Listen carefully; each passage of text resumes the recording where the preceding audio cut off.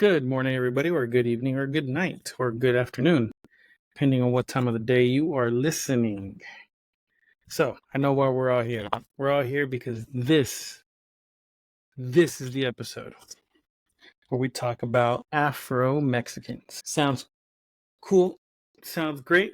I got 3 centuries of history to go over. There will be a pause in the middle because I have to take my dogs outside. It's not an if, and, or but about it. I got to take them out. And I'll probably be gone for approximately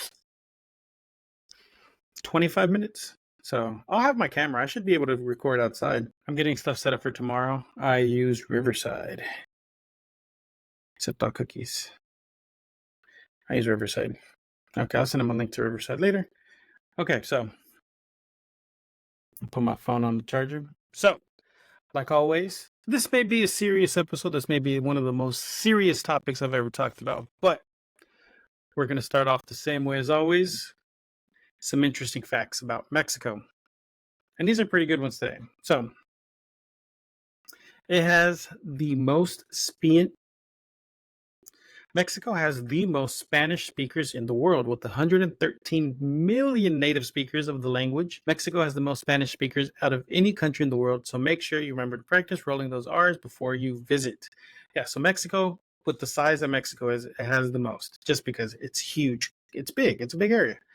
Spain's a smaller country. Other countries aren't as big, or they're too spread out. Mexico is densely populated, large area.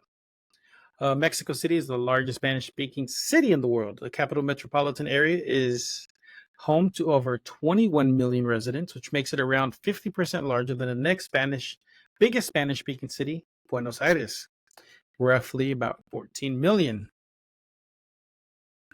That's insanity.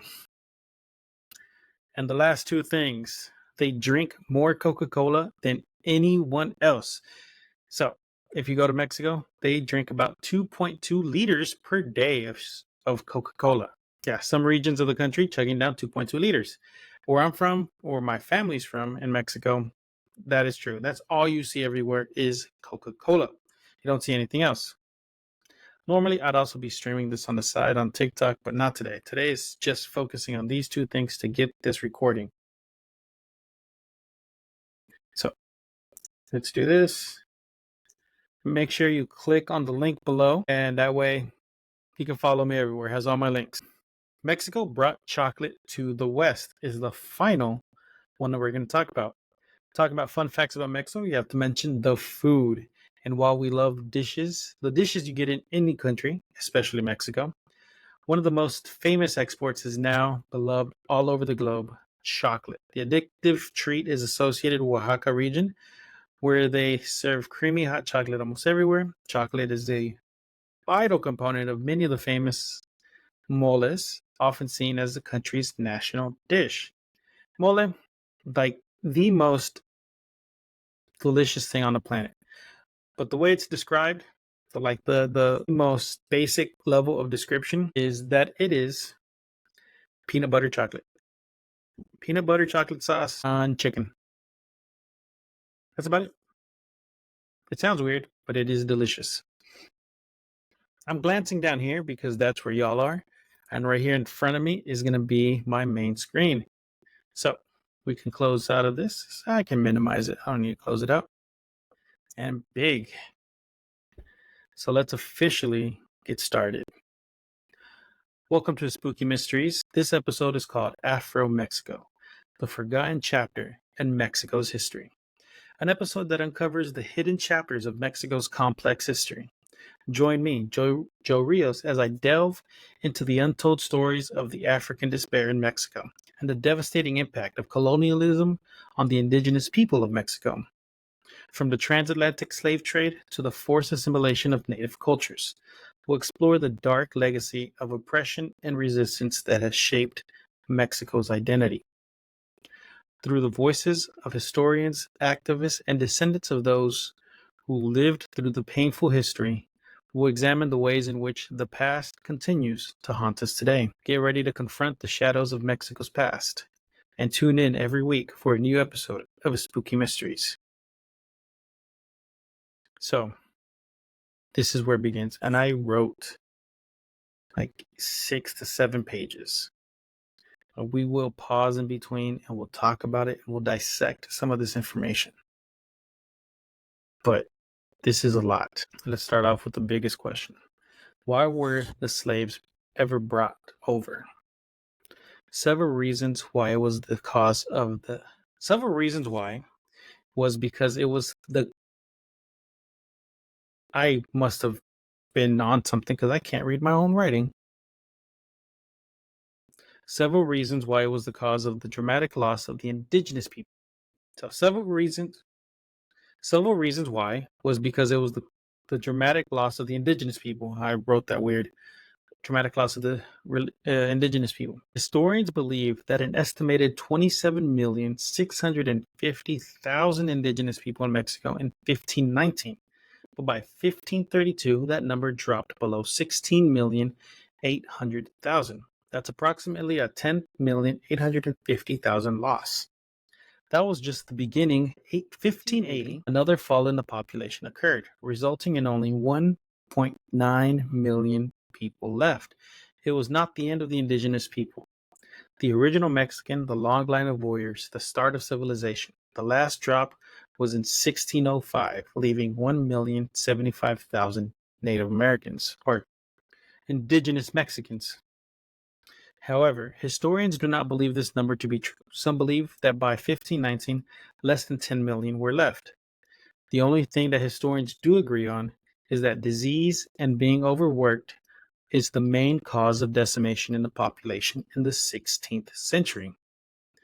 Cause of the decline was largely due to the native population being isolated, meaning that disease wreaked havoc when the Spaniards arrived.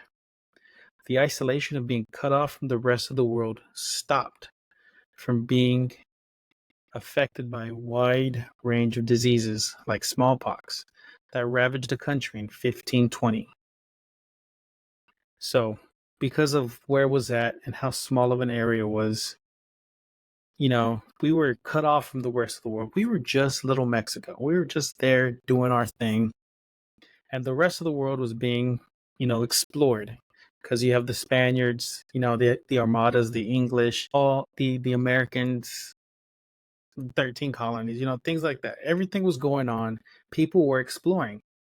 But the indigenous people were not. They were just there. They were in their area because the way they traveled could have just been up and down, and that was enough. Not enough, but that was everything they could do. They didn't need to travel. Other places were smaller locations. They decided to move around. That's what happens. That's exploration. Our exploration was up and down. Other smaller countries, their exploration was east to west. Immunity from such diseases was non-existent. During the first century of the conquest of Mexico, they suffered 19 major epidemics. The most serious occurred in, this is all of them that I can find, 1520, 1548, 1576 through 1879, and in 1595 through 1596.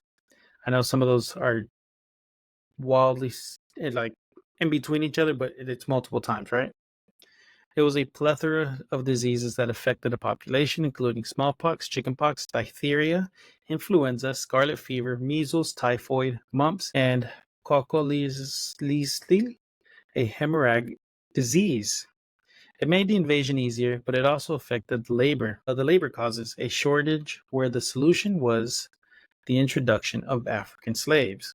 So all of this loss caused the Spaniards and everyone to realize that without this indigenous population, there's nothing we can do. We are either going to have to bring in our own people to build, and if we bring in our own people, we're going to have to pay them because they're going to come over. They got to do all this, and we got to pay them here, house them, and everything, right? What's the easiest way? Free labor. How do they get free labor? Slaves. The Spanish introduced a system to regulate the labor force, the Encomienda system. This essentially is a grant or parcel, meaning that those who were chosen by the Spanish royalty received a tribute and labor allotment from the royal tributaries. In return, the grantee undertook care for the property and spiritual well-being of those in his charge. So in other words, if you were chosen by the king or royalty of Spain, they gave you people. And it was your job to take care of them, teach them religion, and feed them and house them and all that stuff. But it's free labor. So what do you think people are going to do? They're not going to take care of people very well. They're going to abuse the system, and it's going to wreak havoc. The system was prone to abuse and corruption of the charges. This heightened the labor need as the Indians suffered, and those that remained were whipped, imprisoned, tortured, raped, and killed, resulting in population loss. The Indians were exempted from taxes and tithings, but had to pay head tax every year. So we still haven't got to Spain introducing slaves. They're still with the Native Americans. They're trying to make do with what they got, which is why they're splitting up all the costs and everything amongst themselves. But they're like, look, you're going to work for us. We're going to take care of you. We're going to house you. You don't have to pay taxes. You don't have to give to the church. They try to spin it into a good narrative. They didn't have to pay major taxes, but they still had a form of tax to pay, but had to pay head tax every year. Men and women were forced to work in the mines and obrejas, the textile shops, to toil away for long hours. There was one sort of good person. He wasn't really. He was kind of good, but not really good because of what he did. So you're going to understand what I mean by that. Whether he was sort of a good person, but not really. Bishop Bartholomew de las Casas was sickened by the plight of the Aboriginals in the West Indies and an apostle to the Indians in the Spanish New World as it was known. He campaigned against using the people of the New World for the more durable Africans. Like I said, a good guy, but not really. So he was like, we're treating the natives here so bad, sickening. It makes me worried for their well-being. You know what the solution is? Slaves, the Africans. That's a better, yay, you helped the indigenous.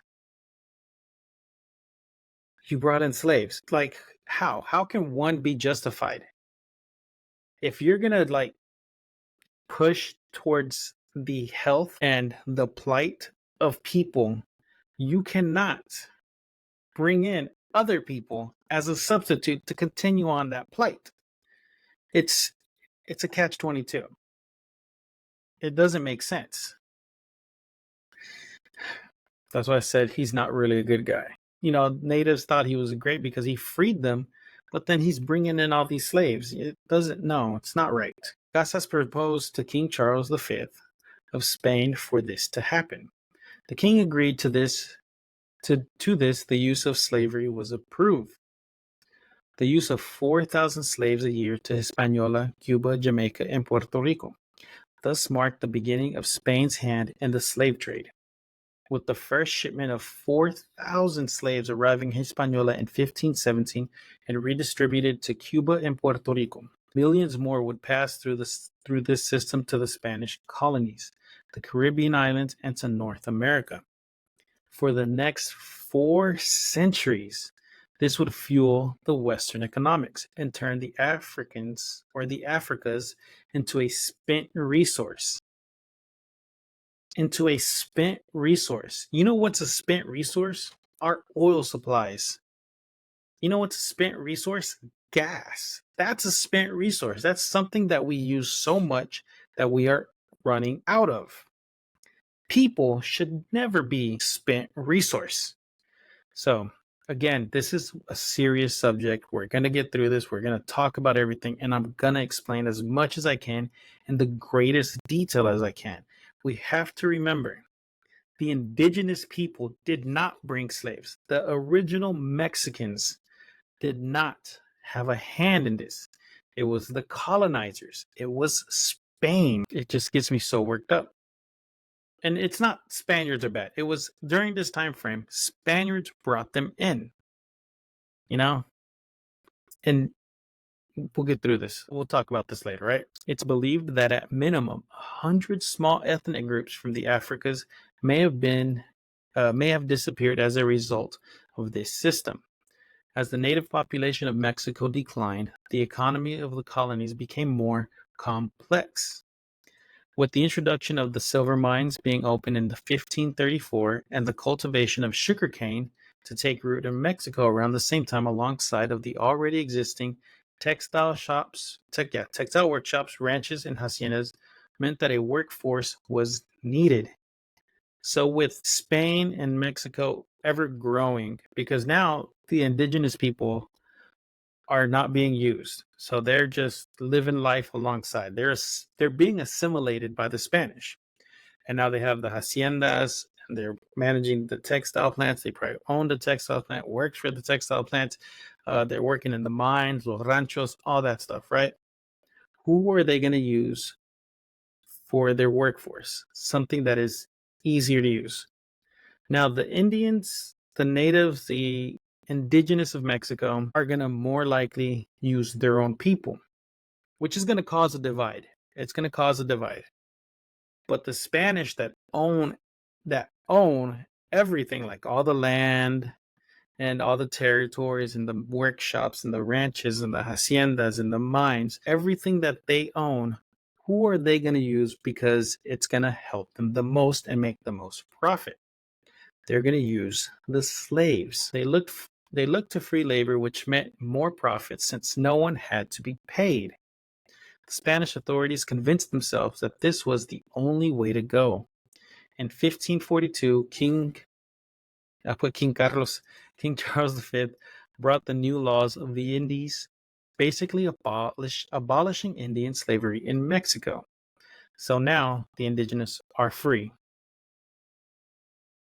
This gave incentive to Spanish businessmen to bring slaves to the American shores. Africans performed the most arduous tasks on plantations. Spaniards believed that Africans were the superior workforce. It is thought that one African equaled four indigenous. So one person is going to take the job of four people.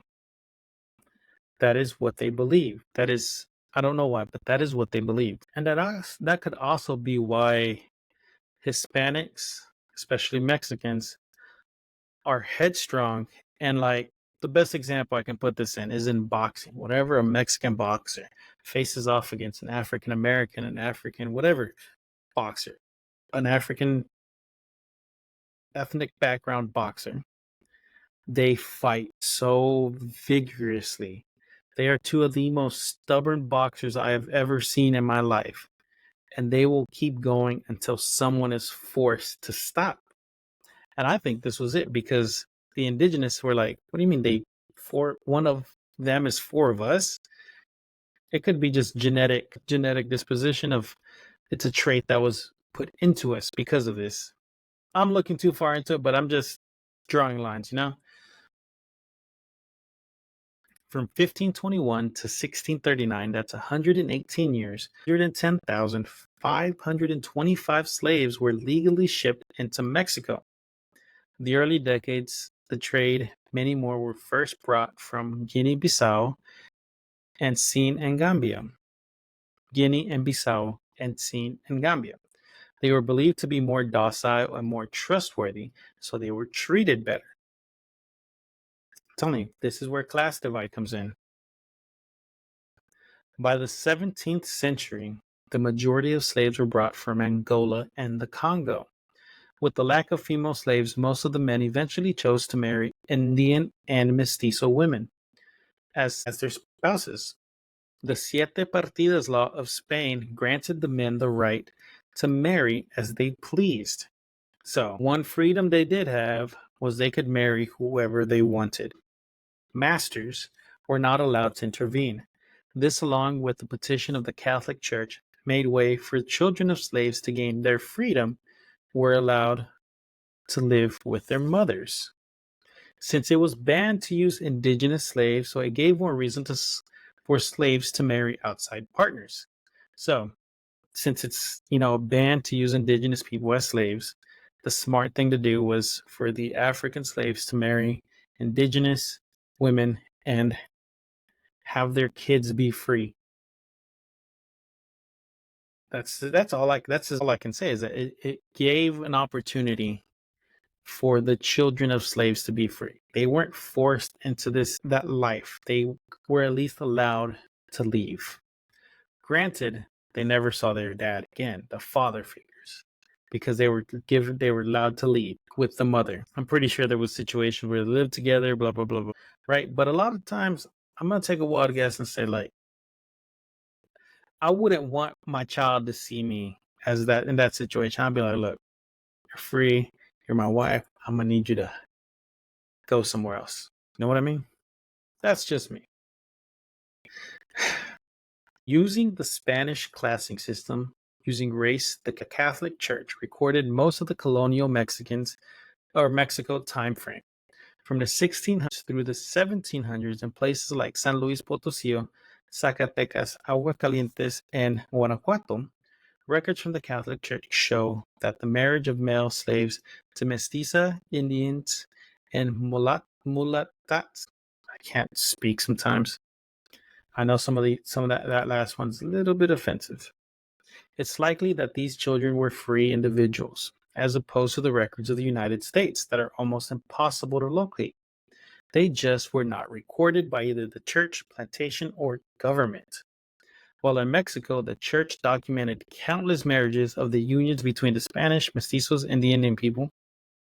The economic influence of the Africans in Mexico can be felt in various cities throughout. In various cities. So, slavery in America, nothing was documented because they were just considered things. In Mexico, a little bit different because they were people. They were governed more by the Catholic Church than anything else. And the Catholic Church is very strict about keeping records, especially of weddings, baptismals, and things like that. They kept pristine records of all that stuff. So I guarantee you they kept a record of it. With the decline of the Indian population of Mexico, someone had to fill the labor shortage, and the newly freed children had an opportunity to prosper. This can be seen in Zacatecas, which by the 1830s had the following numbers: 11,000 Spaniards and mestizos, 9,500 Indians, and 12,500 African and mulattoes. These numbers are a testament as to the impact of Africans had in their services through labor to the Mexican colonial economy. With the Spaniards and the Europeans living in Mexico, had the privilege of enjoying the highest, that prestige, and the most extensive of economic privileges. Those classified as Indians, mestizos, and mulattoes were on the opposite end of the spectrum, of the social spectrum. So, those at the top are going to be Spaniards, Europeans, colonizers. Middle class, Indians, mestizos, mulattoes. So Indians, native Mexicans, and mixed race. Those at the bottom are going to be Afro Mestizos, which is direct lineage of African, and my brain just had a brain fart. Direct lineage of the African's descent. So, the first generation, essentially, or persons of mixed race blood were seen as the lowest in society because they were of African descent. So, closer to African descent you were, the lower you were. Considered socially inferior to Indians and mestizos, Afro-Mestizos were subject to taxist laws. Racist laws is probably the word I was looking for. I put a T instead of an R. Yeah, they're right together. Racist laws created to separate them from the indigenous financially and socially. With penalties involved, soon the wars of liberation started. In the first 3 decades of the 19th century, brought an end to the Spanish slavery of Africans in Mexico. So, the first 3 decades of the 19th century. So we went from the 1800s to the 1900s. In the first 30 years, they stopped it. Well, we'll get into that thoroughly, but they started the process of putting an end to this injustice. It is estimated that the total number of African-born slaves brought to Mexico till the end of the institution was abolished in 1827. So from the beginning that they were introduced all the way to when it was stopped, or when they were supposed to stop, when it was abolished in 1827, was thought to be about 200,000. This number of 200,000 sounds like a large portion of the population compared to Mexico's overall population through the colonial period. It's quite small. Statistics indicate that at any given time, the African and Black population never reached above 2%. Since the 1820s, most of the African culture had been assimilated into the general population. In some parts of eastern Mexico, the presence of African culture can be seen.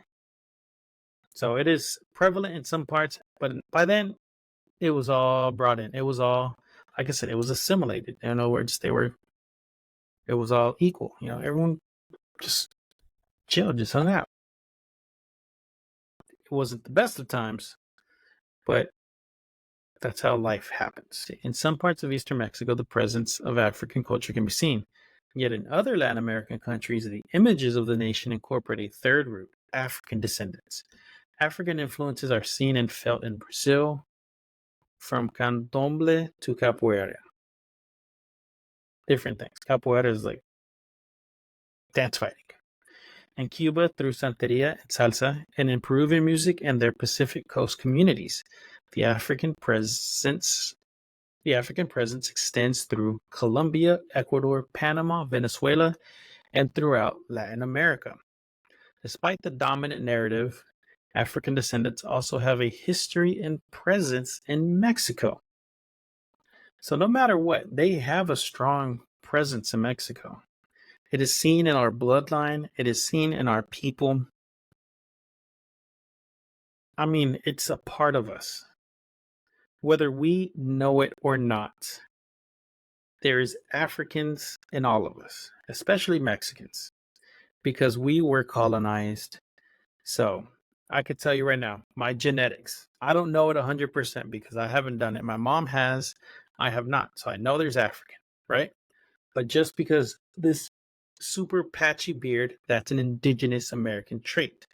That is an indigenous Mexican trait because they just weren't able to grow. This crappy beard was because of that.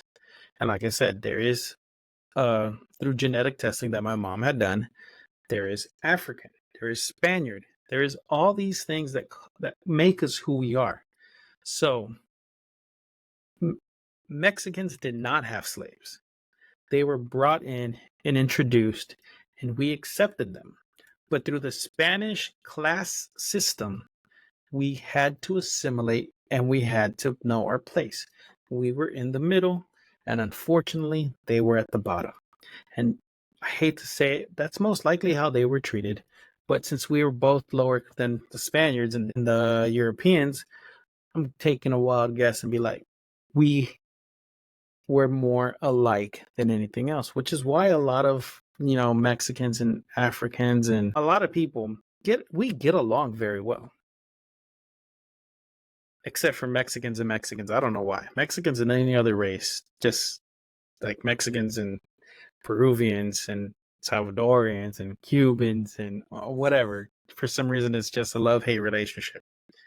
But Mexicans and Africans, African Americans, it's a different story. We're like, for some reason, we relate a lot more. And this could be why, because we were both colonized. We were both forced into something that we didn't want to do. Just one lasted longer than the other. But as Mexicans, we did not, I repeat, we did not have a hand in it. It was forced upon us. And until we were able to separate and become ourselves again, did we stop it, because we knew it wasn't right. So by the time Mexico became Mexico and we were doing our thing, we were like, no, we're done. We're abolishing slavery. So I know I keep getting off on these tangents, but this is something that we have to talk about. This is a conversation that does need to happen.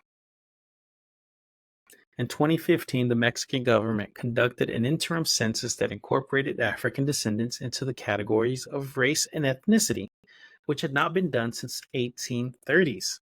Citizens had the opportunity to self-identify, and almost 2 million people identified as African descent. After the results of the 2015 census were released, media outlets immediately questioned where African descents in the interim census came from, some speculating they were recent immigrants from West Africa or from the Caribbean. So, this dark history of Mexico, the stuff that we went through, all the way to 2015, the stuff that we went through, the stuff that the Africans went through, was largely forgotten because everyone was just Mexican because they were living in this country. There was no more divide of you're an African Mexican, you're a mestizo Mexican, you're a mestizo African, you're indigenous. It was not separate anymore. It was one entity, which is why everyone was like, why are you identifying as that? Is it because there's people coming in now? Is this where it's coming from? No, it wasn't because of recent immigration. It was because of our history and our backgrounds. And a lot of people were now starting to investigate who they really were, what made them who they are. And this is where that came from. But the history of Mexico's slave trading in the 16th century. So that's the end of that sentence. Yeah. So some speculating that they were recent immigrants from West Africa or from the Caribbean. But the history of Mexico's slaves from trading in the 16th century. Sorry, to my son, it's bedtime. We'll cut that here. So to recap, Mexico having a population of around 200,000 principally West African slaves that outnumbered the Spanish colonialists for decades and was for some time the largest in the Americas. Black slaves were typically used by the Spanish to act as foremen, overseeing the indigenous populations, and many of the mostly male slave population went on to marry indigenous women. Therefore, and due to the many resulting mixed race offspring, Black Mexicans were all but forgotten about for centuries as their bloodlines mixed with other indigenous communities and mestizo people of Mexico. So, like I said, throughout the time, we just became one people. It stopped being about different people. It was just one people, which honestly, I wish we should get back to that one unity. Our country is so divided right now. And, Mexico may have all its problems, but it's one people. They're not against each other. They're against evil and corruption. So they're against the cartels and gangs. They're against the corrupted government, but they're not against each other. Not like here, though, where it's like, you like that president? Oh, well, you like that person? That's petty rivalry. We don't need that. What is that all about? We need an evil. That's what we should be against. The gangs, the wars, everything like that. Not against each other for no reason. Like I said, Mexico may have its problems, but their people are more united than any other place. I can't say that. I'm pretty sure there's places out there that are very united, but like more united than America, than the USA. I'm probably going to get wiretapped after this by the CIA or something when I post this episode. In the 1500s and early 1600s, New Spain, colonial Mexico, had one of the highest importation rates of enslaved Africans to the Americas, leading to large populations in cities in their first decade of independence. The Mexican government abolished the slave trade in 1824 and the institution of slavery in So, the 1500s to the 1600s, Spain were bringing them in. We outnumbered everywhere, right? Or not we, but Spaniards outnumbered us in the slave trade. There were so many that it was more of them than there were of them. There were more Africans than there were of the Spaniards. They were just bringing in people, and that was the slave trade. Bringing them in. Okay, you're going here, you're going there, whatever, right? But when Mexico gained their independence in the first decade, the Mexican government abolished the slave trade.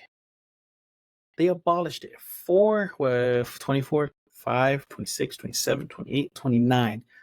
5 years later, the institution of slavery.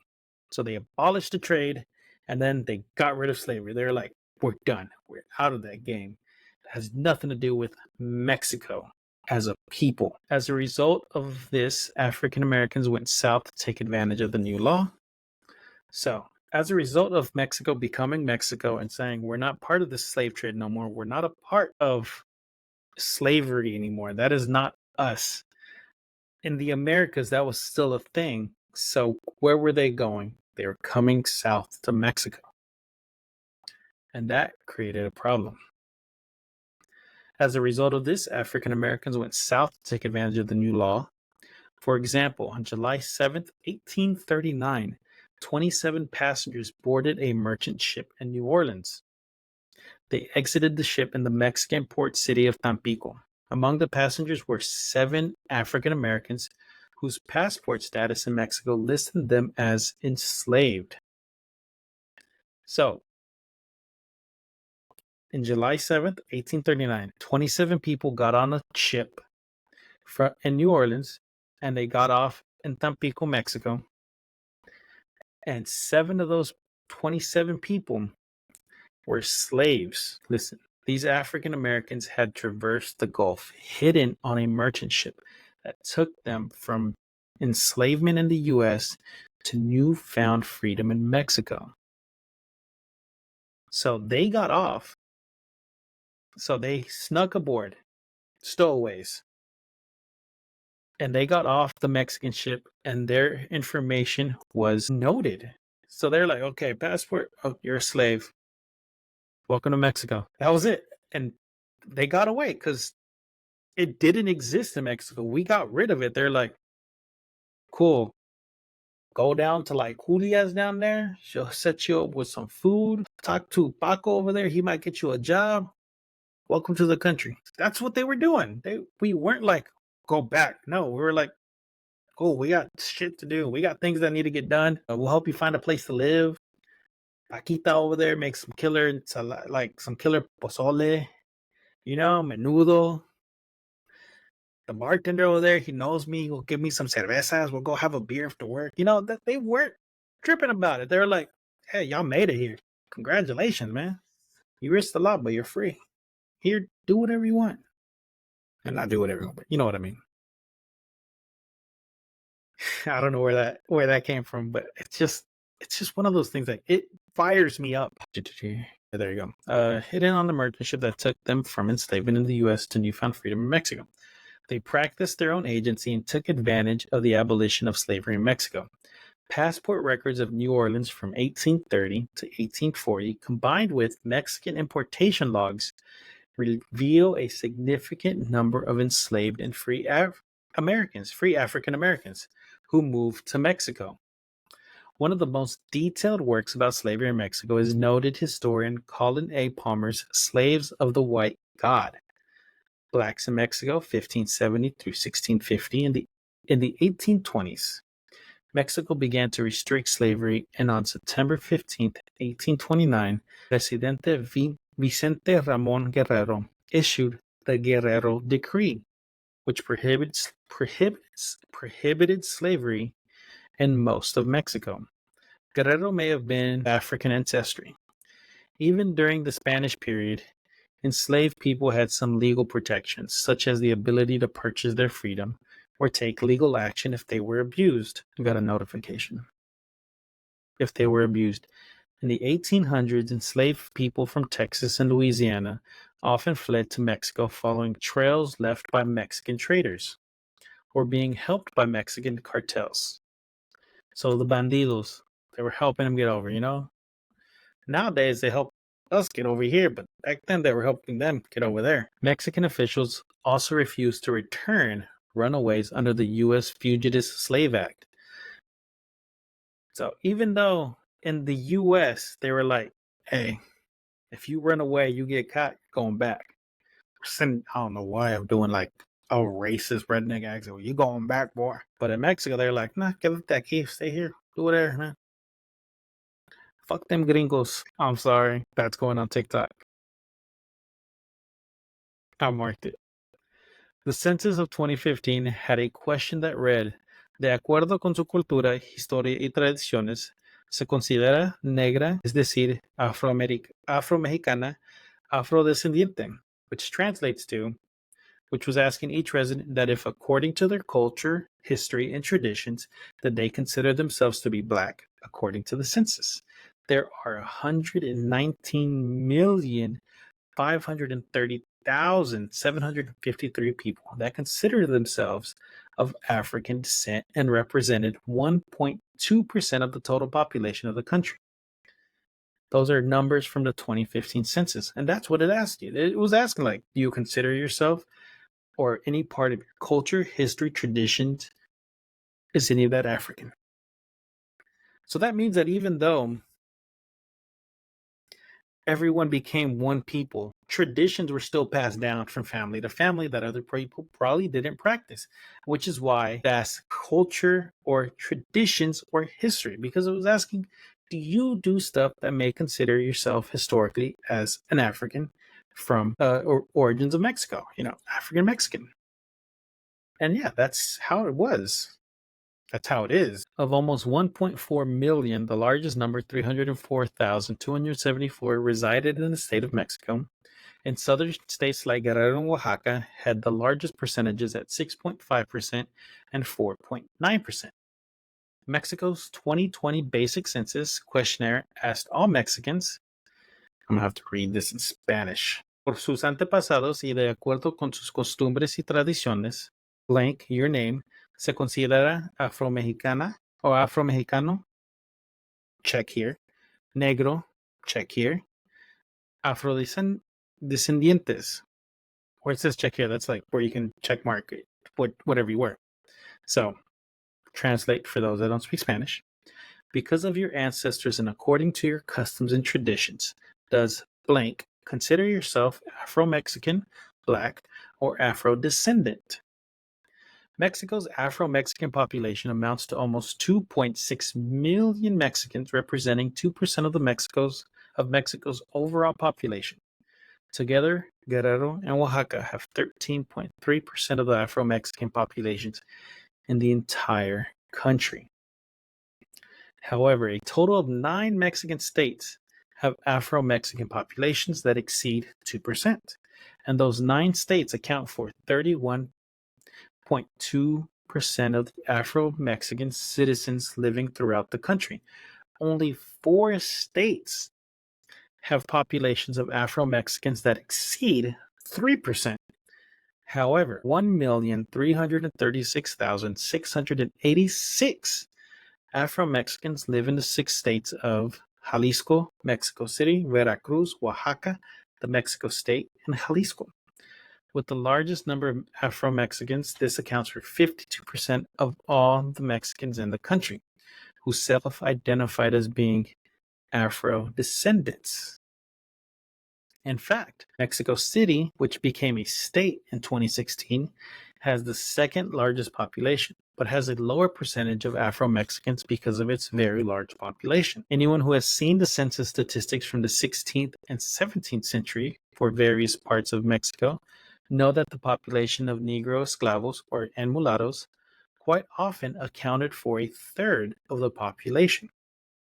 It is very likely that the blood of many of the Africans living in colonial Mexico has been submerged into and integrated within the identities of both indigenous and mestizo mezclada populations over the last few centuries.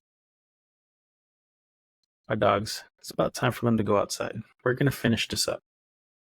Over the last few centuries, in fact, it is also very likely that the number of Mexicans who had some African ancestors is much greater than the current population of Afro-Mexicans. But some of them may not be aware of it. Like I said, I didn't know until my mom did a DNA test. I'm eventually going to do one because I'm interested to see the numbers myself. Notable Afro-Mexicans are Gaspar Yanga, Vicente Guerrero. Gaspar was an important Mexican leader as a freedom fighter. Almost lost to time until recent times. His origins are unclear. He's like a hero. I mean, he's a freedom fighter, so he was a hero. Rumored to have been prince from what is now known as Gabon or Gabon. enslaved on a plantation somewhere around the city of Veracruz. He led an uprising in 1570. In the 1570s, Yanga gathered his followers and all the chaos that followed and escaped, forming their own community with Yanga as the leader. He became a thorn in the side of the Spanish authorities. After many failed attempts to destroy the community, the viceroy of New Spain thought it was time to negotiate with Gaspar Yanga with hopes of getting control again. With a priest as an intermediary, Alonso de Benavides, Yanga, not one to turn away from a challenge, demanded that the authorities recognize his community as a free one. As part of the truce, he would act as a slave catcher and return anyone who hadn't escaped before that year to the Spanish. So he wanted to be free. He wanted his people to be free. So he struck a deal. He struck a bargain. That wasn't to last, though. In 1609, any truce that was had was broken, and raids resumed on both sides. Just 1 year later, in the late 1610s, Yanga's community finally reached a deal with Spain, with the Spanish. So even though they were supposed to do something, they probably didn't. They probably still kept messing with each other, and they broke down, and it was like, nah, this ain't gonna work. But eventually they did come with a plan. Tensions remained, but the community known as San Lorenzo de los Negros to the Spanish, but in 1932 the town was renamed Yanga in honor of the great black Mexican liberator, San Lorenzo de los Negros. San Lorenzo for the blacks. That's the Spanish. That's the Spaniards. That's a racist name. Like, it's like today if you were to live in like Arlington of the Mexicans, Dallas of the whites. No, that'd be Richland Hills. But that's a thing. That's not right.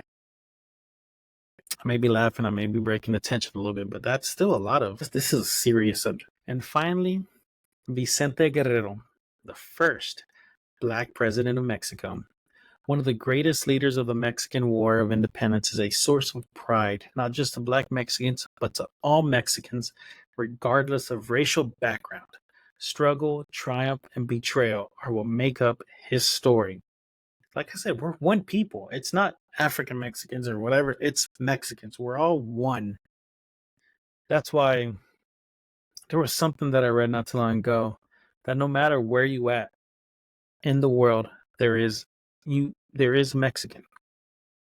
Whether you're born there or not, all you need is to have a little bit of Mexican in your blood, and you're a Mexican. That's it. We accept you as you are. It was someone for the Olympics. They weren't allowed to play for their country. They had Mexican heritage, so they played for Mexico, and they won. They won gold. Can't remember who it was, what event, but I read that. So like I said, no matter where you're at, there's always a Mexican. You just gotta look. Born in 1782 to African and indigenous Mesoamerican ancestry. By this time in history, Spanish rule was tenuous, with many Mexican-born ethnic Spaniards wanting independence. Joining the rebellion against Spain in 1810, 5 years later, he emerged one of the most influential leaders on the rebel side. He was an ally key to the success of Jose Maria Morelos. He makes a big show. He's like, I'm tired. I said, go to bed. And he's okay, and he takes off running. Kids, man. Success of Jose Maria Morelos, the insurgent priest alongside with another hero of Mexico, ultimately succeeding in the Mexican War of Independence. After 1821, the Spanish left. After having a short-lived emperor reign, Mexico became a republic.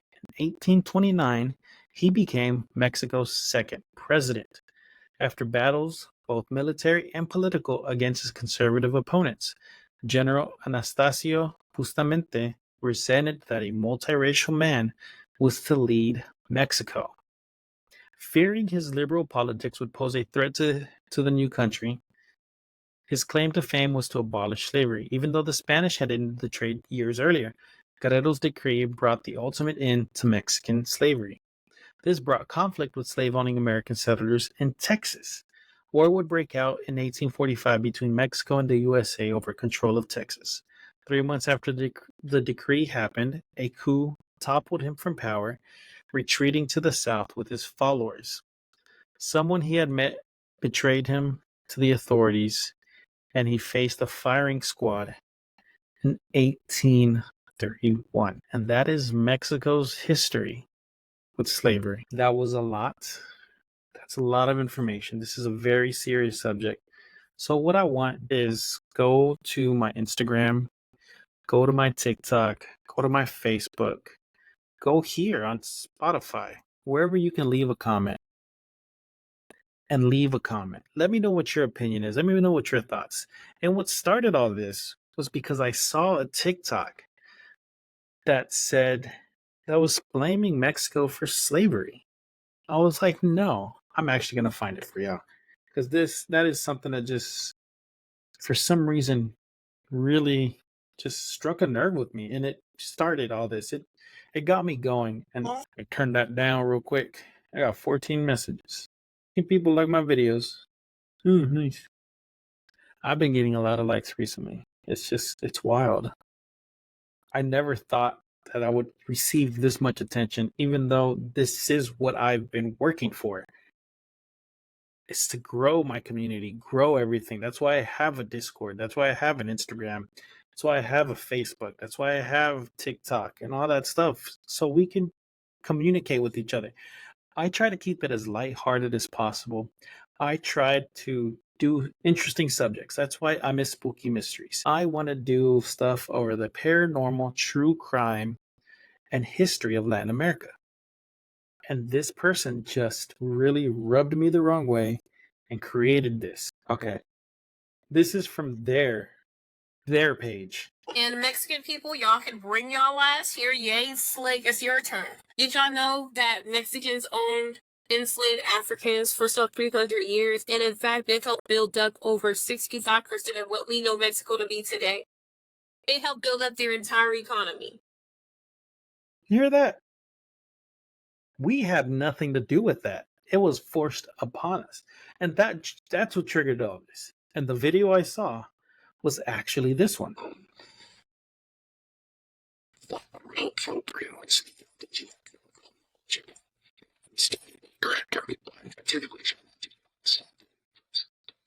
He is the masked Mexican historian. It's his video that inspired me because he was telling what he knows about Mexico's struggles with slavery.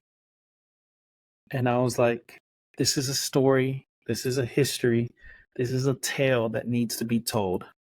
And I did everything in my power, and I did as much research as I could bear to do. And I typed out all of this. The only thing I didn't type out, I'm going to tell you right now, was the introduction, because I was tired from typing. So I typed in the basics of the information and everything I was going to go over into ChatGPT. No, not ChatGPT. Into Meta AI, and created the intro. The intro y'all heard at the very beginning. But after the introduction, after, follow me on a Spooky Mysteries, after all that was everything that I could find and I wrote about over this subject. That's everything for today, guys. I will see y'all next week. And the next week's episode after this is gonna be over Salvadorian folklore with the My Primos podcast. They're gonna be on. You can catch the stream if you're watching right now. You can catch the stream tomorrow, 12:30 to whatever. I'm gonna be interviewing them on here, Twitch and YouTube. And I'm going to post it to Spotify once I edit it all out. We're going to talk about Salvadorian history, Salvadorian folklore. I think the Siguanaba is the main one he wants to talk about. So I'm going to bring up a couple other ones. I've done as much research as I can, and we're going to talk about it. We're going to flesh it all out. And that's it, everybody. Thank you for coming to a Spooky Mysteries. And like always, stay spooky.